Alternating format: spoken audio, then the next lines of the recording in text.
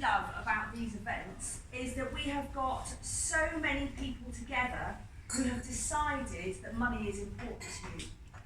And that's fantastic. Just right at the beginning when I was arriving here, there were two people who never met each other before who were talking about debts and finances and all those kind of things, and it was just so lovely to hear people talking about money, because we need to talk about money. By the nature of the event, it's called Money Made Simple, and sure, we really want to make money as simple as we can for us to keep on top of it. But from my point of view, it needs to be fun too. And I like to invite my clients on a financial adventure. Because if it can't be fun, then it's just going to be left to one side. So I'm going to talk to you a bit about that in a minute.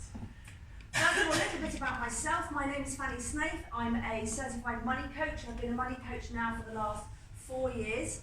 And I work with ambitious, motivated business owners and professionals who work really hard and earn pretty well, but get to the end of the month and they haven't got any money.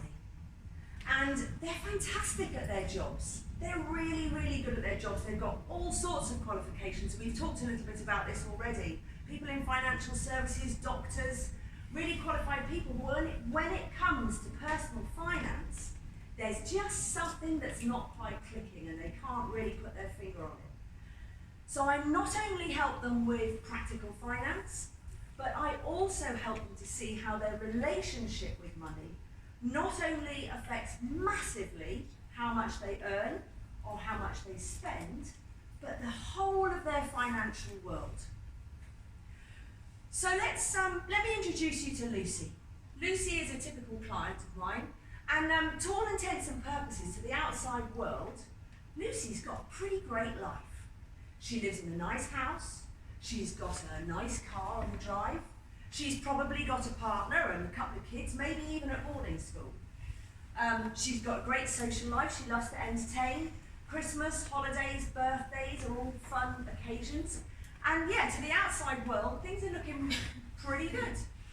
But when I speak to Lucy, it's not looking quite so good on the inside, because she's got a whacking great mortgage on the house. The car on the drive is a lease car, and she's selected the model that actually she can't really afford. She could do with it being a bit cheaper. Both her and her partner have missed the pay grade, and actually it's already spent. And the holidays and the Christmases and the birthdays and the socialising is all still happening, but it's going onto the credit card. And the credit card bill is getting higher. And whereas she used to pay it off every month, she's now starting to pay interest and fees. And she's worried. She's really worried. And she's really wants to talk to her partner about it, but they come home from work, it's late, open a bottle of wine, and the last thing they want to do is talk about finances. And she wants to talk to her friends about it as well. You know, she'd like to say, maybe we could have a social occasion where we bring a plate. But they all look like they're doing so well. I wonder if they are. So when I get a whole list together of talking to Lucy about what's worrying her and about what she wants, it pretty much boils down to one thing. She says, I want to be struggle-free. I just want to be struggle-free. So this is when I invited her to come on a financial adventure. So let's go back to the financial adventure, because again, you see, with money can fill your pockets quite easily, but it's the adventure that fills our soul. So if we are going to go on a financial adventure, we need some kit, right? So what do we need? We need a map, we need a compass, we need fitness and motivation, and we need a destination. The two lovely ladies earlier have talked about map and compassing, which is essentially your budgeting and your tracking to keep you on track. We've sort of talked a little bit about destination as well, which is your goal. Can you see it? Is your goal. So I'm going to focus on this little one here today, the fitness and the motivation, because to be honest, if you're going to go on a trip, if you're not fit and you're not motivated, it's very likely going to be a bit of a flop. So let's talk about that. From talking to people about money over the years, It seems to me that most people approach money from either one or other of a perspective, either from a perspective of strength or a perspective of weakness. And from my experience, there doesn't seem to be an awful lot in between. And it's interesting, you see these people who, like, they're working really, really hard, but it just seems like a struggle. Really seems like a financial struggle that they never seem to be catching up. And yet there are these other people who also work hard and everything just seems to turn out all right for them. Is it luck? Is that what it is? Is it just that some people are luck? Do they get a lovely gift from mum or dad? I don't know what the figures are in the UK, but I know that 80% of the millionaires in the States are first generation millionaires. And we hear about people like Tony Robbins and Alan Sugar and Oprah Winfrey who sort of come up from having very, very poor backgrounds and make good of themselves. So is it luck? I don't think it is. So what actually separates those who approach money from a position of weakness and a position of strength? So this little guy over here who's broke and hardworking, and again I see people who are earning exactly the same amount of money but are in very different situations. So I've just taken the example of somebody earning 50k, and the guy who tends to approach money with a position of weakness is saying, well, I'm in debt and it's always really difficult. If only I had more money, if I had more money, my life would be so much better. Money's going to solve all my problems. And every year, Christmas comes, and I've forgotten all about it. And generally, when I'm talking to these people, their finances are happening to them. And yet, when I'm talking to people who approach finance from a position of strength, they seem to have got to grips that money's a tool that they can use. If they have problems in debt, they solve their problems by changing their lifestyle and cutting up their credit card. And generally, they're in control of their money. It's a bit like, I don't know if any of you have got a personal trainer, but it's a bit like I've got one friend, Sally, she goes to the gym and she arrives at the personal trainer like this. What are we doing today? What should we do? What should we do? And the personal trainer will take her through a grueling routine and she loves it. She'll always give her more. And then I've got Sam, who sort of drags herself out of bed, straps a cup of coffee to her face, takes herself into the gym and goes, oh, I'm so tired. That's so me. So tired. Yeah, so it's a sort of similar thing. And I think there are a lot of similarities between health and fitness and money. But how do we change it, right? So you'll all have a bit of an idea of how you approach money, but I want to find a solution. Because my joy is to work with people who approach money from a position of weakness and help them into a position of strength. We have to go back to our childhood. We have to think about what was going on around us when we were children. Because there are studies and study. There was a big study done by UNICEF back in 2014 in New York, where they were the scientists and psychologists, I was going to say psychopaths then, psychologists, etc., were presenting to UNICEF. And one of the messages was that it was absolutely, totally proven that not only do you inherit things from your parents, but also your environment around you very much affects how you're going to be when you're an adult. So let's just have a think about it. We have our role models, parents, teachers, what we see on the telly. What did they tell us while we were kids? I don't know about you, my mum was a real spender. She loved spending money. And yet my dad, I thought, was a saver, but actually he was a hoarder. Just used to hoard money. He never used to spend money on anything. I used to call him, his middle name was Perfectly Adequate. He never spent any money. So the messages that I got when I was a child was from my dad. It was like, money doesn't grow on trees, you have to work really hard to get money. If you're going to have a decent job if you want to have any money. And yet Mum was saying, oh, for God's sake, let's just go and spend. You only live once. Money's there for spending. So we need to really think about what was happening around us in children that give us our beliefs, what we believe about money today. Because when we think about how we're approaching money, our beliefs are massive. If we believe that we're never going to be rich or wealthy, if we believe that money doesn't grow on trees, if we believe that the rich are filthy, dirty people who've obviously done some horrendous crime to get their money, which comes up quite often. So it's about really thinking about what our beliefs are. The other part about our beliefs is that, you know, my parents constantly rowed about money, constantly thought about money. And every time I sort of thought about the word money, I felt frightened because I was watching my parents argue, almost violently. And for a long time, I had a fear of money, on how to approach money, a fear of not having any money, a fear of just sort of like going anywhere near money. So we need to think very much about our beliefs, because our beliefs from a very early age will formulate how we're programmed, basically, because we carry those beliefs into adulthood and we become programmed to believe certain things and to behave in certain ways. And if you just sit down with a cup of coffee and think about your behaviour, because so often what happens is we just go, oh, I'm rubbish with money, I'm never going to be any good with money, and we just cast it off as that. And I'm saying no. Let's go back and think about the why. Because our money DNA, which is our blueprint, which is what we get from our parents, affects us massively.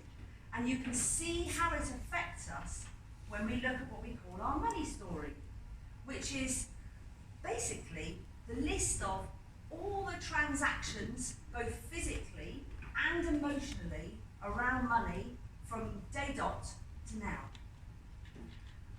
And I don't know about you, but for quite a few years, my money story didn't look very pretty. But the wonderful part about it is that we can change it. We can change it from today, right now, this minute. And in fact, by all of you being here, you probably are already starting that new journey. So it's fantastic. While I was doing my work with the Money Coaching Institute in America, I came across these guys. It's a pretty crap picture of them, but I came across what we use in my work called money types. Don't know if any of you have done any kind of archetype work. Well, the 8 money types are essentially a bunch of characters who, make-believe characters, who all behave very differently when it comes to money. We've got negative archetypes, like the innocent who likes to put their head in the sand and want everybody to sort their finances out for them. We've got the victim who's tried time and time again to get things sorted, but it always just seems really difficult and too hard. We've got the martyr who's looking after everybody else rather than themselves. We've got the fool who every deal is a hot deal and we've got to go and do some dealing on the stock market with companies that we know nothing about, or go and buy ourselves a nice lovely pair of shoes that we can't afford. But we've also got positive archetypes like the warrior, the money type of action, and the magician, and the creator artist. And the fantastic thing about these guys is that it can externalize how you're feeling, your emotions around money. And I believe that if you can externalize them and actually sort of pin the blame onto somebody else, you can actually look at that behavior, pick it apart, and start to change it. On my website, I've got a money type quiz, which I'd like to invite you all to take as many times as you like and as often as you like. There are 2 little check boxes at the bottom which says, do you want to sign up to my newsletter, or would you like a free consultation? You're under no obligation to do either, but I'd be delighted if you did both, which would be great. But this is a fantastic tool to be able to start to understand what your relationship to money is like at the moment. So it's a good first tool. But what else can you do? I would also invite you to write your money story. Write it down, get yourself a book. What is your story around money? Because I should imagine it's very, very interesting. What was your first memory of money? It's the first thing you can remember. And it's not necessarily going to be about money. I have all sorts of wonderful stories coming up I remember one guy telling me that his first memory of money was his friend throwing his bike into the sea. And it was like, okay, and he said, because I was standing there on the beach, and I couldn't go into the sea, I was only about 6. I couldn't go into the sea to get it because it was too far. I said, and how did you feel? And he said, I felt shafted, actually. And what happened was, throughout the whole of his life, he found himself in a pattern of feeling hard done by and shafted. And he realised that when you go through your money story, patterns come about. You may know people who have, or even yourselves, that have got into debt, paid it off, got into debt again. Now you may know some people who have a really happy knack of not really picking a very good partner. Just do the same thing over again. These are the subconscious patterns that we have.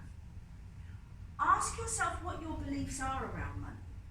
Don't just glaze over them. Take some time and think about your beliefs. What messages did you receive when you were a child about money? And when you do have feelings or discomfort around money, focus on it rather than casting it aside. Use the money types maybe to dig in and go, oh, now which money type does that sound like? Oh, I just want to put my head in the sand, I don't even want to look at my bank statement. Innocent. So how can I use the innocent to help me? How can I identify the innocent behaviour and move to warrior? There's all help on my website with the quiz. So Lucy pretended that nothing happened when her money was going, when her credit card bill was getting bigger and bigger.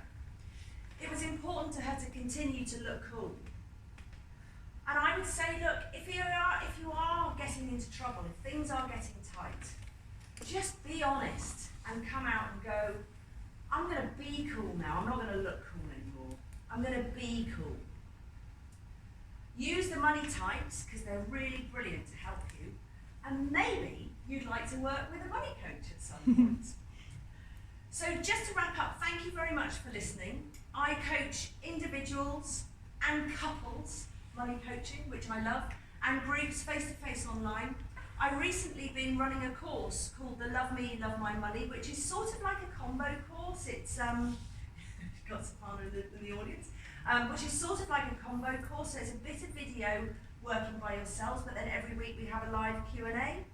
That's really a course for everybody to come and collaborate and talk and really start getting our money moving. So it's about money mapping, it's about budgeting, it's about credit scores, it's about saving our way out of debt, which I like to call it.